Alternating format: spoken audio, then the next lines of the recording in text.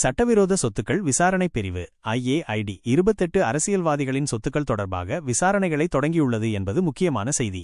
இந்த அரசியல்வாதிகள் சட்டவிரோதமாக பெற்ற பணத்தை பயன்படுத்தி சொத்துக்களை வாங்கியதாக எழுந்த முறைப்பாடுகளின் அடிப்படையில் இந்த நடவடிக்கை எடுக்கப்பட்டுள்ளது. குற்ற புலனாய்வு திணைக்களத்தின் CID கீழ் இயங்கும் IAID இந்த விசாரணையை நடத்துகிறது.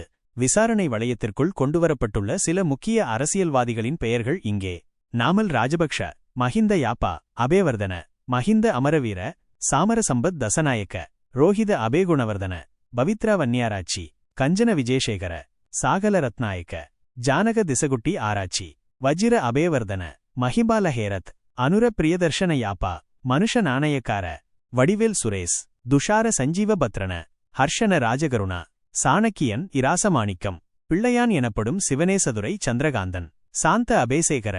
இவர்கள் எதிர்காலத்தில் IAID பிரிவுக்கு அழைக்கப்பட்டு அவர்களின் வாக்குமூலங்கள் பதிவு செய்யப்படும் என்று தெரிவிக்கப்பட்டுள்ளது.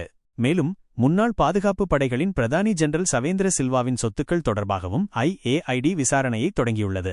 இந்த விசாரணையின் போது யாரேனும் முறைகேடான ஆதாயங்கள் மூலம் சொத்துக்களை வாங்கியிருப்பது தெரியவந்தால் அந்த சொத்துக்கள் பறிமுதல் செய்யப்பட்டு தேவையான சட்ட நடவடிக்கைகள் எடுக்கப்படும் என்று ஒரு சிரேஷ்ட அதிகாரி தெரிவித்துள்ளார். இந்த நடவடிக்கை ஊழலுக்கு எதிரான ஒரு முக்கியமான நகர்வாக பார்க்கப்படுகிறது.